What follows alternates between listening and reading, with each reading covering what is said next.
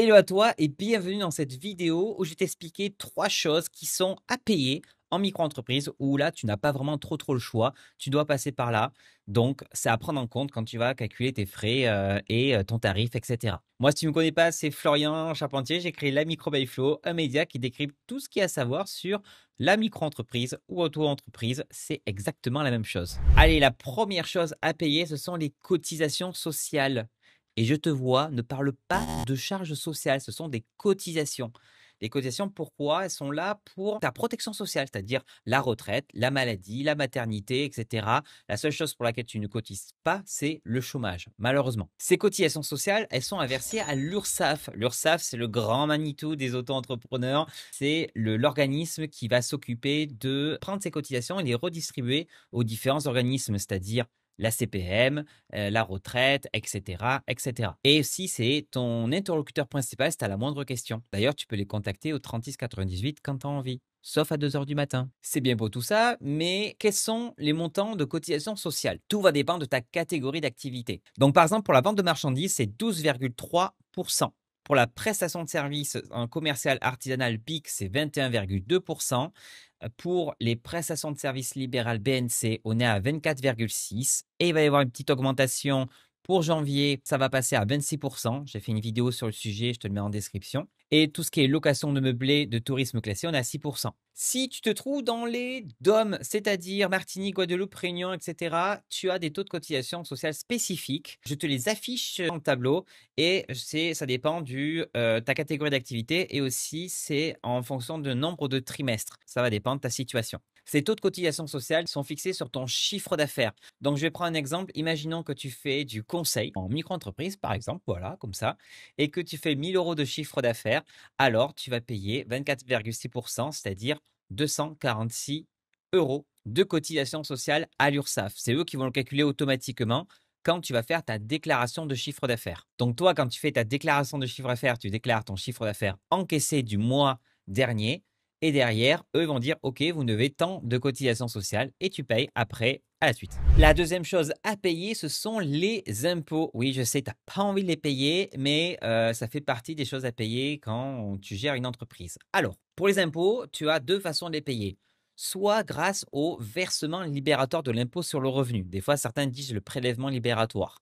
C'est une petite option qui est soumise à condition et qui permet de payer un pourcentage en plus des cotisations sociales à l'URSSAF. C'est-à-dire que en plus des 12%, 24% que tu payes à l'URSSAF, tu vas payer entre 1% et 2,2% de ton chiffre d'affaires. Je t'affiche les taux là sur ce tableau en fonction de ta catégorie d'activité.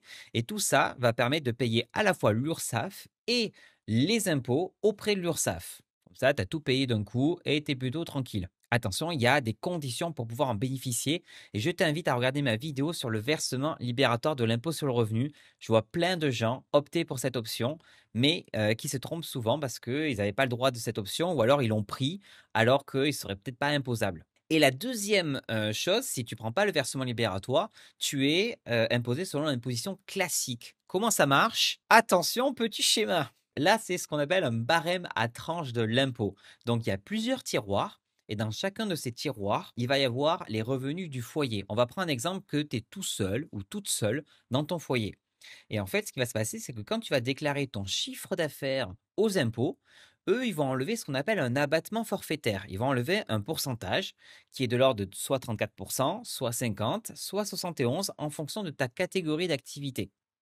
On va prendre un exemple. Imaginons que tu travailles dans l'esthétique ou tu fais la livraison Uber Eats, Deliveroo, etc. Tu es considéré dans la prestation de service BIC. Et donc, ton abattement forfaitaire est à 50%. Et donc, ils vont prendre ton chiffre d'affaires. Imaginons que tu as fait 10 000 € dans l'année. Ils vont enlever 50%. Et ils vont dire, on va prendre les 5 000 qui restent, ce sont vos revenus. Et on va mettre ça sur le barème à tranche et on va remplir les tiroirs. Donc, le premier barème, il va jusqu'à 11 500. Je dégrossis 11 500 €. Donc, ça veut dire que jusqu'à 11 500 € de revenus, le premier tiroir est taxé à 0%. Donc, si tu as fait 10 000 € de chiffre d'affaires, eux, ils vont prendre que 5 000 € en compte. Ils vont le mettre dans le premier tiroir. Ça fait à peu près que la moitié. Et donc, ils vont dire, on va taxer 5 000 € à 0%, ça fait 0 € d'impôt à payer. Attention parce qu'il faut quand même que tu penses qu'il y a les autres revenus de ton foyer. Si tu es salarié et tout, ça va s'ajouter sur ce barème. Maintenant, prenons un deuxième exemple. Imaginons que tu fais beaucoup plus de chiffre d'affaires, 30 000 € de chiffre d'affaires, toujours en prestation de service BIC, 50% d'abattement. Alors, ils vont enlever 15 000 €, ils vont imposer sur 15 000 € restants au titre de l'impôt. Et donc, il va y avoir 11 500 taxés à 0%. Et donc, dans la deuxième tranche d'impôt, il va y avoir 3 500 € taxés à 11%. Ce n'est pas tous tes revenus qui sont taxés à 11%, c'est une partie à 0, une partie à 11, et tout ça va te donner un taux d'imposition moyen, c'est le taux de prélèvement à la source. Donc, c'est celui-là qui est difficile un peu à savoir parce que ça va dépendre des revenus du foyer, etc. Le barème à tranche va évoluer en fonction de combien il y a de parts dans le foyer fiscal. Donc, moi, j'aime bien dire des fois entre 0 et on va dire 7-8% de ton chiffre d'affaires. Si ça t'intéresse, que tu veux savoir à partir de quel moment tu dois payer des impôts en micro-entreprise, dis-le moi en commentaire, je ferai une vidéo dédiée sur le barème à tranche des impôts, on adore ça. Allez, troisième chose maintenant à payer, c'est la CFE, la cotisation foncière des entreprises. C'est quoi ce truc? C'est comme une taxe d'habitation, mais ding ding ding, c'est sur la valeur, on va dire, immobilière foncière de la micro-entreprise. Et là, je te vois me dire, Mais Florian, moi j'ai pas de locaux, pourquoi on devrait me taxer sur la valeur de mes locaux alors j'en ai pas? eh bien, en fait, ils vont dire, OK, nous, on estime quand même que vous avez un coin de table, 1 m² pour faire votre comptabilité. Donc, on va imposer ça selon ce qu'on appelle une base minimale. J'en ai fait une vidéo dédiée sur comment calculer la CFE et ils vont prendre un barème en fonction à la fois du chiffre d'affaires réalisé l'année N-2 et en fonction de la localisation de ta micro-entreprise.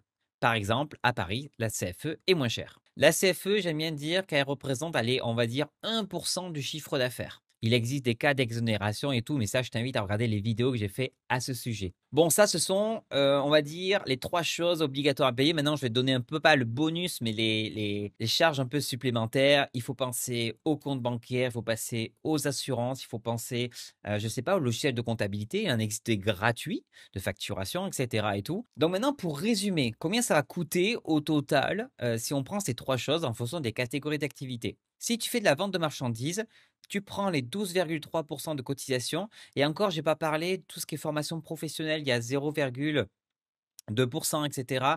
à ajouter, mais on va essayer de faire un chiffre rond. Donc, par exemple, pour la vente de marchandises, on est à peu près à 12,3% de cotisation sociale.